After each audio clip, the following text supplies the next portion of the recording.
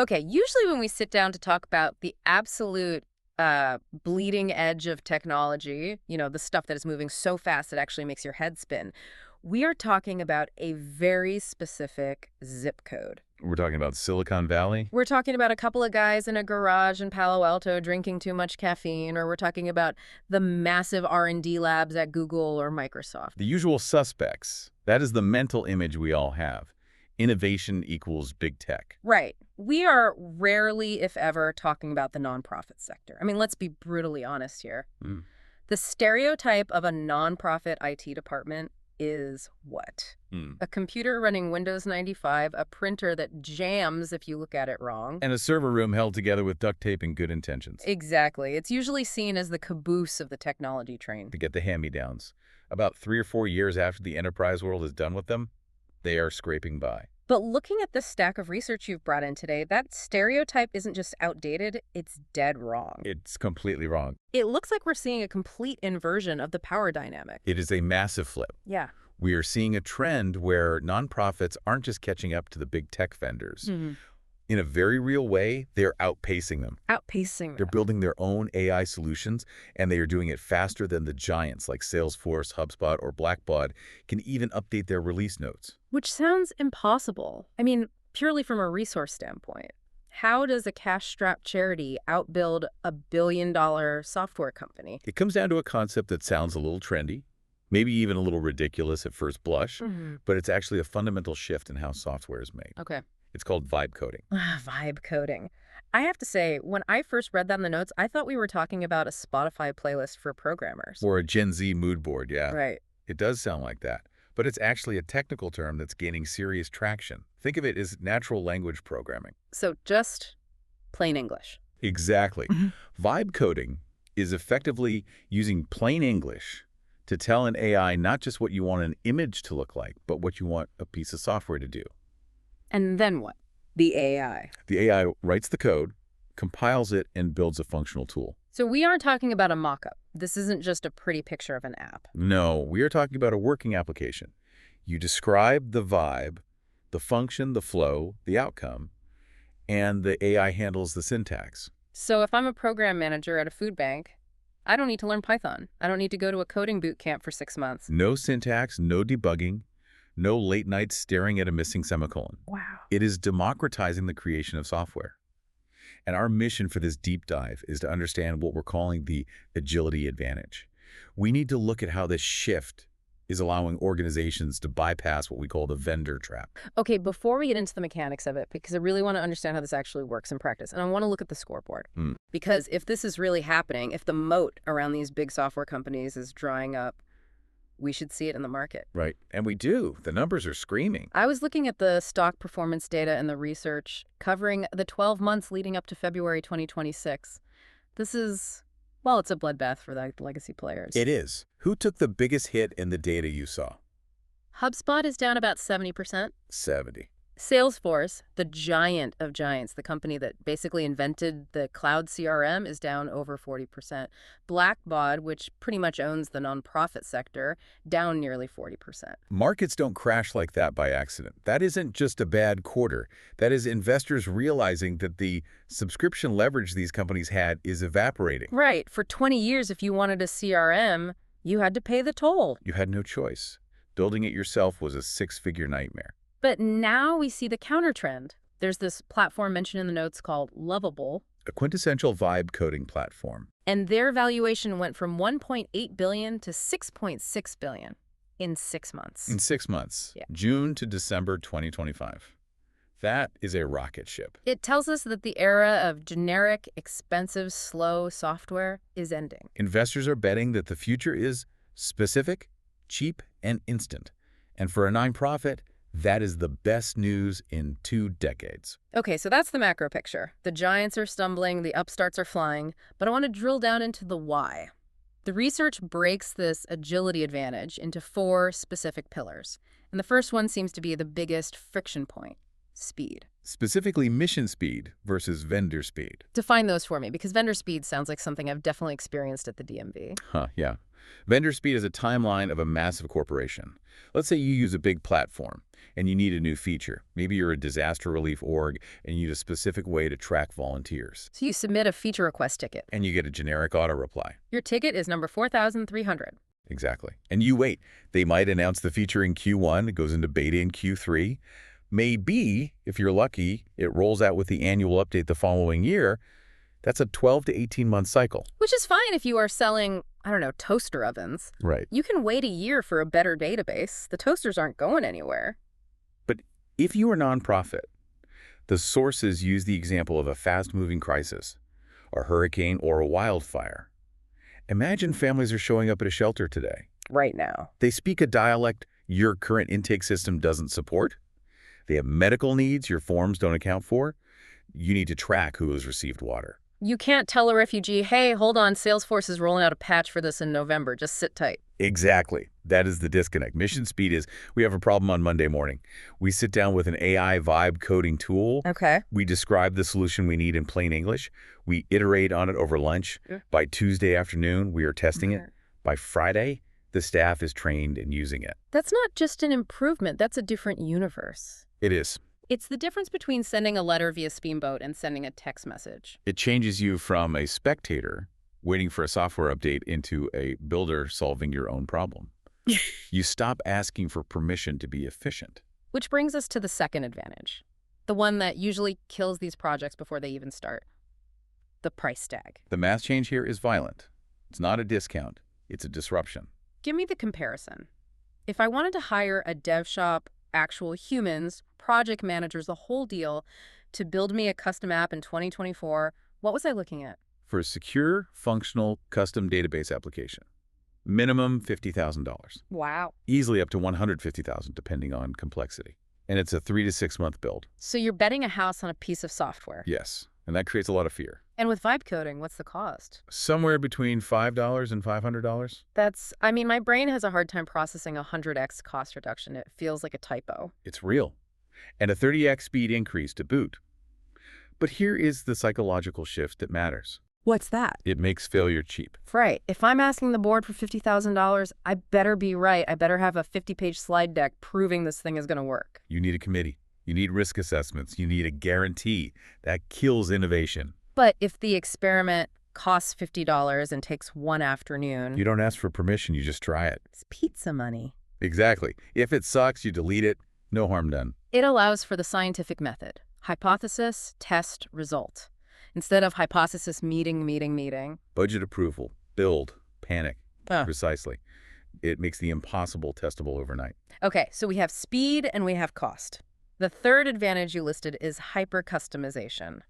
And this one resonates with me because I feel like every time I've used enterprise software, I'm fighting against it. You are? I'm trying to make my work fit into their text boxes. That is by design. Big vendors build for the average. They build generic donor management because they need to sell that exact same product to 10,000 different companies. They can't make it perfect for you. They have to make it okay for everyone. But the reality of nonprofit work is rarely generic. Never. The sources mention a youth mentoring organization. Think about the nuance there.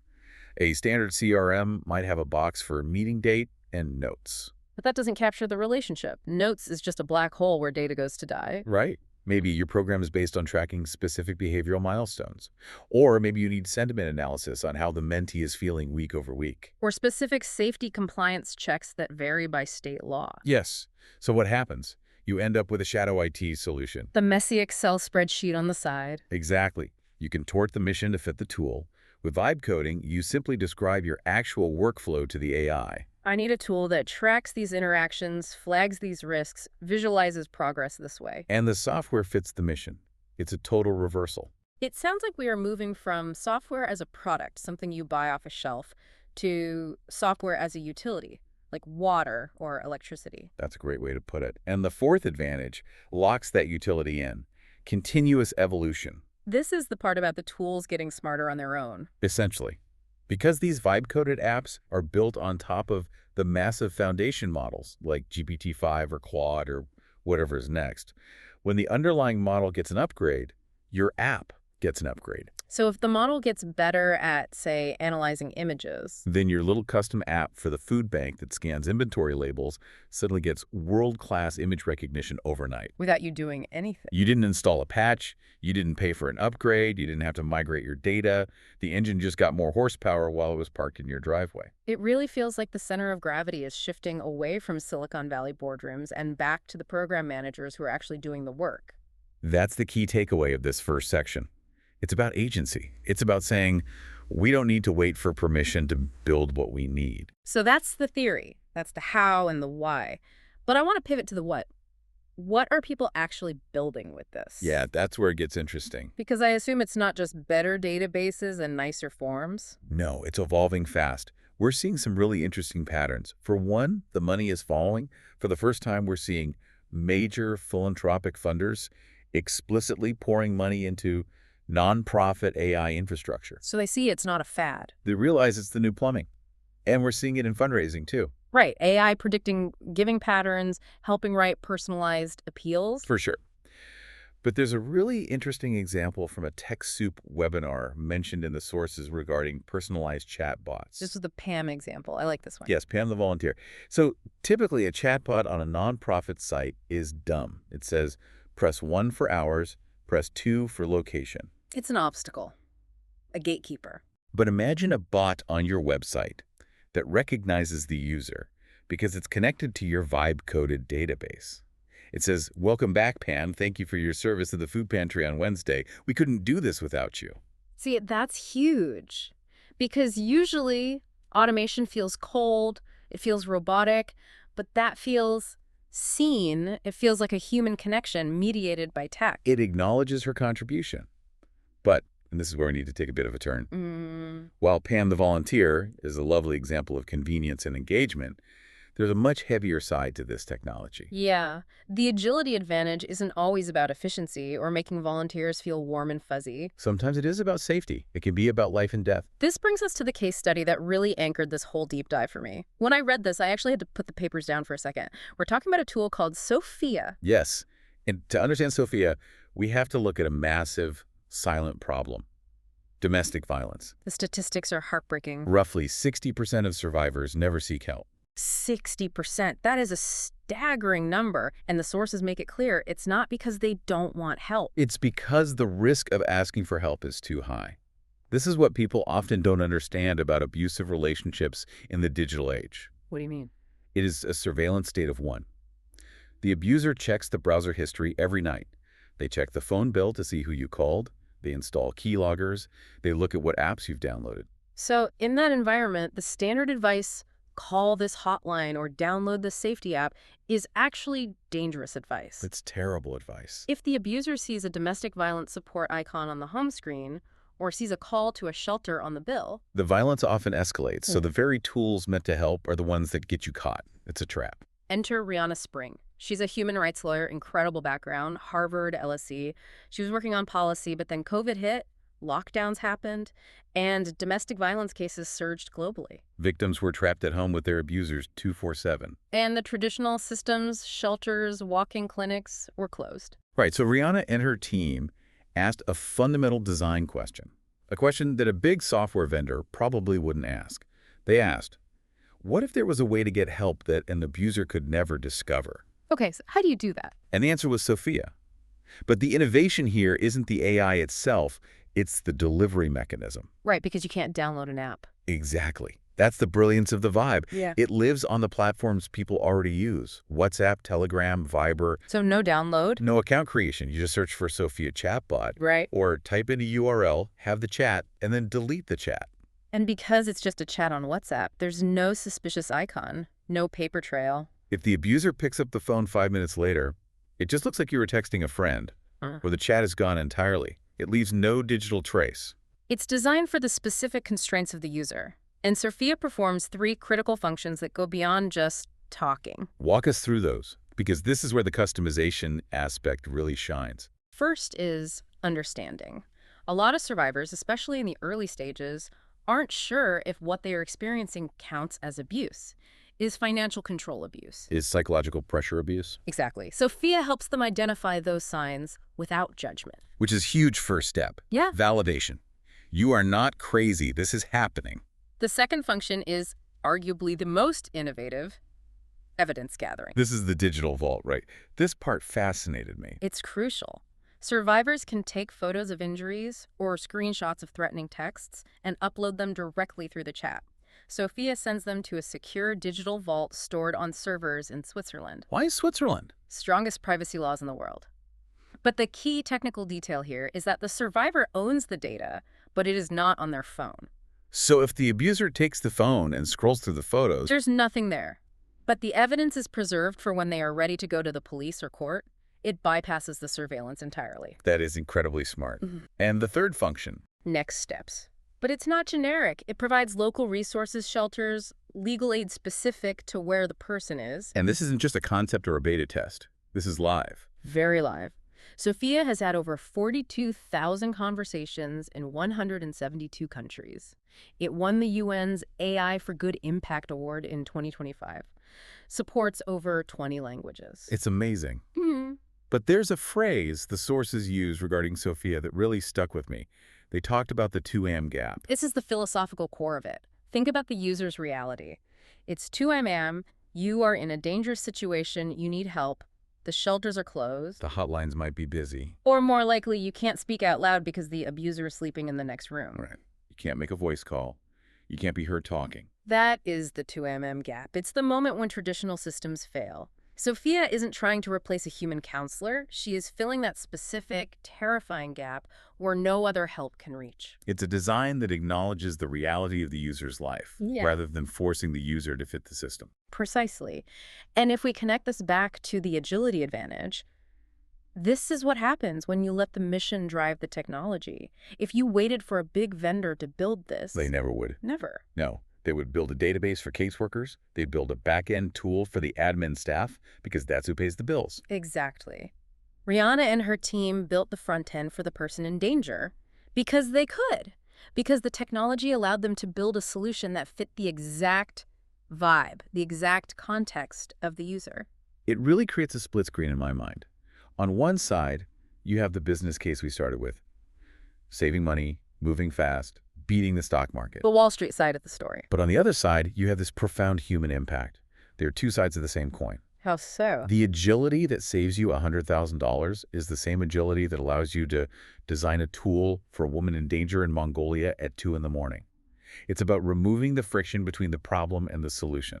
So what does this all mean for the listener, whether they're running a nonprofit, working in tech, or just trying to organize their local community? I think it means we have to stop waiting. The excuse of we don't have the budget or we don't have the technical skills is evaporating. The tools are there. The barrier now isn't money or code. It's imagination. It's imagination. It's about shifting the mindset from what software can I buy to what problem can I solve. And that shift in control, moving the power from the vendor back to the mission, is the defining trend of this moment. It is. I want to leave everyone with a thought based on that Sophia case study, because it's haunting, but also inspiring. It raises a question I think everyone should ask about their own work.